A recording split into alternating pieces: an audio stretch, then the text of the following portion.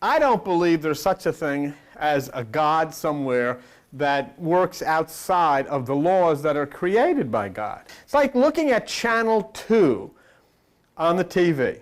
Just say if you're looking at Channel 2, but you wish you were looking at Channel 7. Well, you can pray, you can wish, but no matter what you do, unless you scientifically make contact with Channel 7, you're not going to see it. You're watching Channel 2 and saying, I want to see Channel 7. Oh God, let me see Channel 7. Holy Mary, Mother of God, let me see Channel 7. I'll say the rosary, I'll lay hands on the television, I'll do all of these things. But you know what? You never see Channel 7 until you do what? Until you adjust the frequency and get there and make contact with it. Then you see Channel 7. What most people are doing in the name of prayer is not really prayer at all. They're participating in a form of spiritual begging, sacred panhandling. Intentionally or not, society has engineered the majority of its citizens to equate prayer with asking, with begging.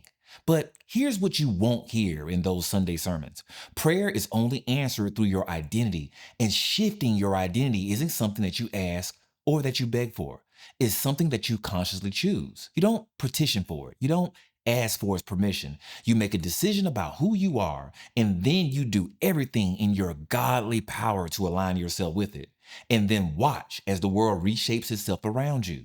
The algorithm of life is working on your behalf at all times, not because you are the chosen one, but because you chose yourself first. But for years, I'd just sit and quietly observe as a young boy in church. I remember some of the older church folks radiating this quiet abundance, and it showed in how they dressed and what they drove and how they treated others.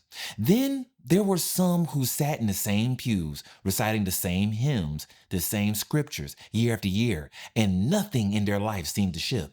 I used to feel guilty as a child, thinking that if we're all praying to the same source, there had to be a reason why some people's lives thrived while others stayed trapped in the same loop. The answer, as it turns out, is devastatingly simple. Some people beg God for a new reality while others choose to become God. I'm not talking about some digital, ego-driven 21st century way of seeing manifestation and identity shifting, but in the way that every sacred text actually teaches when you strip away the dogma, the ritual, and begin to see things in an esoteric way, not an exoteric way. These people that I'm talking about, despite their religion, despite their race, despite upbringings, they have all activated God mode. They embody the divine energy within them, which means that they stop asking for miracles and start being the miracle. One day they recognize that the kingdom of heaven is within, the abundant life, the answered prayers. None of it is out there waiting to arrive someday. It's accessed through who you become right now, in this moment, through your choices. Some realize this purely by accident. They just stumble upon it.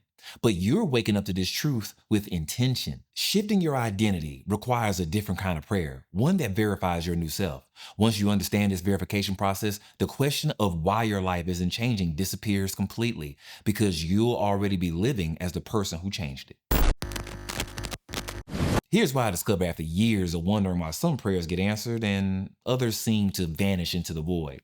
There's always a misalignment somewhere. The faith doesn't match the action, or in better words, the self-concept doesn't match the identity. Exoteric knowledge is the surface level knowledge, the one that's given to the masses. It's the rituals, the routines, the thing that everyone can see, and the information that everyone already knows. You say the words, you light the candles, you write the journals, but esoteric, that's the hidden mechanics underneath it all and only understood by the few. Within this knowledge is where real power lives, and most people never access it because they're a little bit too preoccupied with performing the external steps while their internal world is screaming the exact opposite message. Maybe you've been doing everything right so far, on paper that is, the visualizing, the affirmations, the intentions, but nothing seems to move, nothing's shaking, and you're starting to wonder if this law of attraction thing is just one big scam likely. No, it's not. You're just operating externally in a game that only responds to internal input. This is why I stopped praying for things and I started praying as the person who already has them. And that tweak that I'm talking about, from asking to embodying, is when my reality bent to match my vision, and that's when I decided to teach others. None of this happened because the universe suddenly decided to bless me. It happened because I finally aligned with the hidden frequency that I searched for after all the internal action was completed. The prayer that I'm going to reveal to you right now isn't some big secret. It's not another ritual, not another affirmation. It's not going to require you to fall to your knees and start using 17th century words. Prayer is your internal action syncing up with your external choices. Your discipline is your prayer. This external world is just a mirror of your mental and emotional discipline, and you can't change the reflection by arguing with it anymore.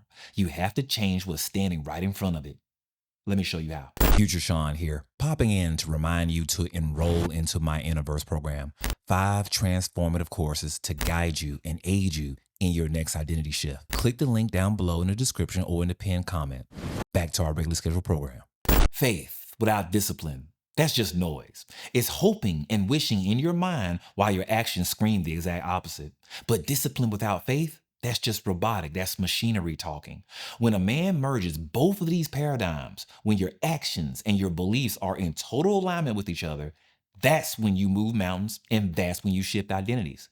That's when reality has no choice but to rearrange itself around the new you, better known as manifestation. So the challenge isn't going to be about understanding this concept. It's not going to be about gathering more knowledge. It's going to be in the story that you tell yourself when the universe comes to verify your identity.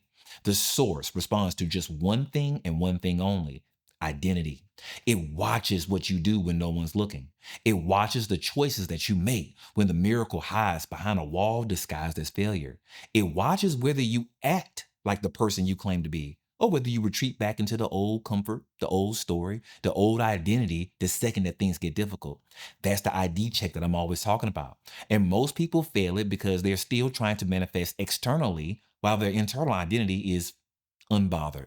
They're praying with their words, but voting with their choices. And the universe always counts the votes. Society continues to teach year in, year out that God dwells somewhere outside of you, in the clouds, in a building somewhere, or on another planet, or in some distant realm that you have to earn your way into someday by death. But God dwells within you and expresses itself through your imagination, not your daydreams, not your rituals, your imagination, the divine instrument that allows you to see what doesn't yet exist and pull it into form through your thoughts, through your feelings, and through your choices. Don't forget that. Every man is God of his own experience, not God of anyone else. This is where the ego mind interferes and gets everything a little bit twisted. You have absolute dominion over your own experience. You are the architect. You are the artist. You are the authority of what unfolds in your world. But just as you have the right to own this power and master it, you also have the right to give your power away to others. Discipline is what it takes to exercise your power to the fullest, because discipline is proof of belief. Anyone can say they believe in their vision. Anyone can affirm it, visualize it, journal it. But heaven, the source, the universe, the algorithm doesn't listen to words. It responds to divine action. It watches whether you're living as the person you claim to be, or if you're just talking a good game about it. Until your actions mirror your words, the heaven that you already created in your imagination won't release its blessings. Not out of cruelty, not out of playing some cruel game, but because you haven't verified your identity yet, and it's waiting on you. Inside of every human being are the atoms, the same substance that makes up the universe, which is why you are the universe. It's not just a popular buzzword. It's not just something that I say for fun. It's the truth. You're not separate from it. You're not a visitor here begging for scraps for some external force to judge you and give you what you want. You are the force, compressed into human form, equipped with the ability to consciously rearrange your reality through choice. And the primary tool for doing that each and every time is discipline. So let's reframe it a little bit. Discipline is not punishment. It's not something that you have to go through some grueling sacrifice that you endure to prove your worth. Discipline is the ultimate sign of self-respect. It's you telling yourself and the universe at large that you're serious about who you are, that you're not just talking about transformation, you're living it. Not next week, not after the new year, not any of that stuff. But now, every discipline action you take is a vote for your new identity. Every time you choose the harder right over the easier wrong, the more comfortable wrong, you're laying another brick in the foundation of the reality that you're already building. And this brings us right on back to what prayer actually is. Prayer is not asking for things. It's not asking for experiences. It's not asking for people to come in your life. It's not rattling off a list of desires and hoping that something out there hears you.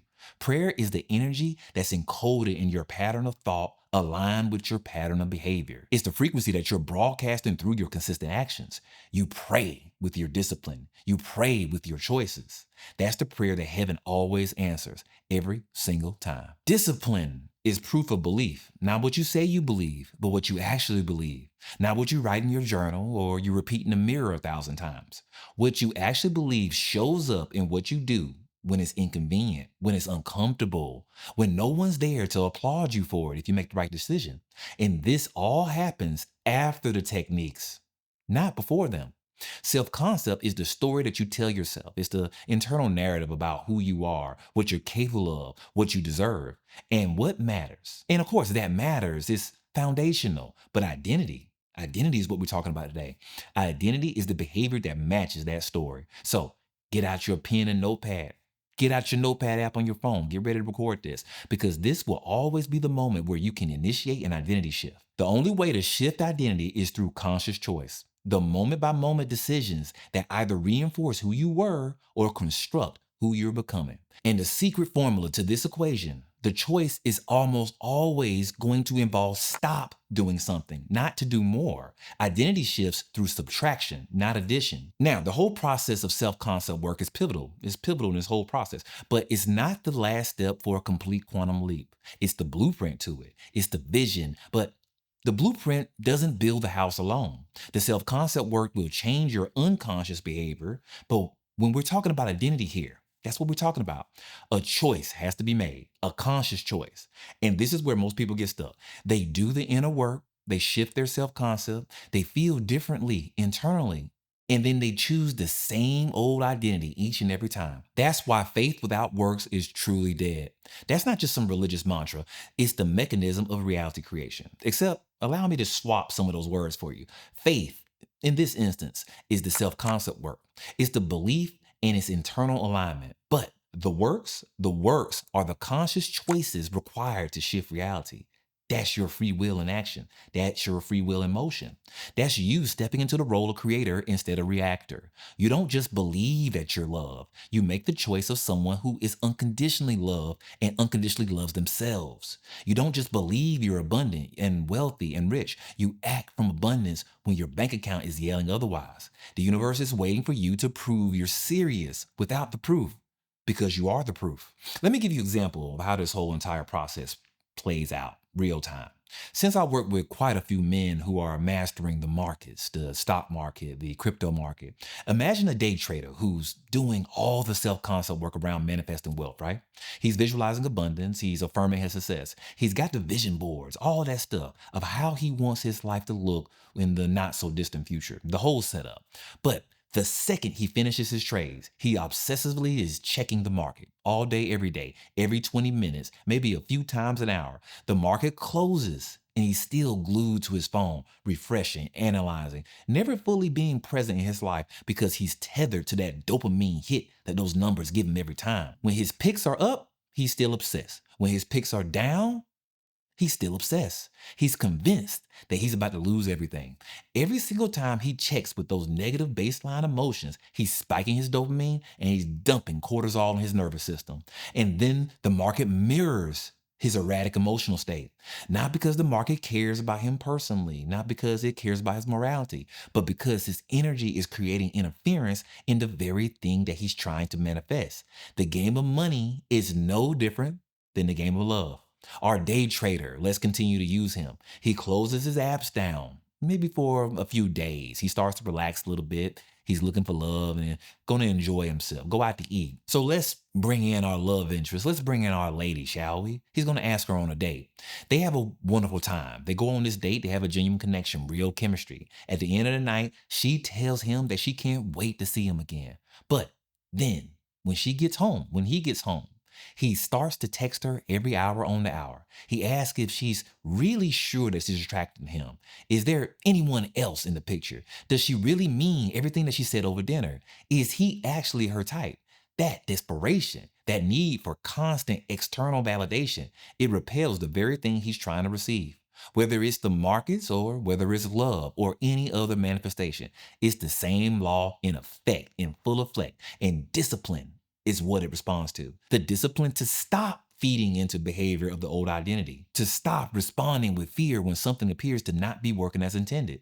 The energy of lack is louder than the words of abundance. So, yeah, you have to be persistent. That's what it's all about. You have to be disciplined because discipline is your prayer. Your discipline, the choices you make when no one's watching, as I said before, when it's hard, when the old version of you is screaming to take back control, that's the prayer that heaven answers. Stop begging God.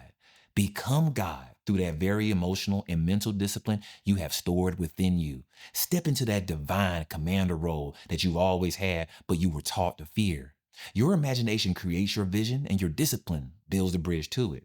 Your identity is the vehicle that you are in that crosses that bridge. So be still and know that you are God, not above the other gods that you interact with all day, every day in your reality, but sovereign over your own experiences, the architect of your reality, the answer to your own prayers. If this lesson shifted something within you, type "that made sense to me" down in the comments below to let me know that this wisdom served you well. And when you're done talking about change and you're actually ready to become it, I've created the Universe program, my 5-course system designed to reprogram your subconscious mind and lock in your new identity. The link's in the description down below and in the pinned comment if you want in. And keep on exploring more episodes here on the channel whenever you see fit. I am Sean, and you are neither here nor there. Thank you for sharing your time and space with me.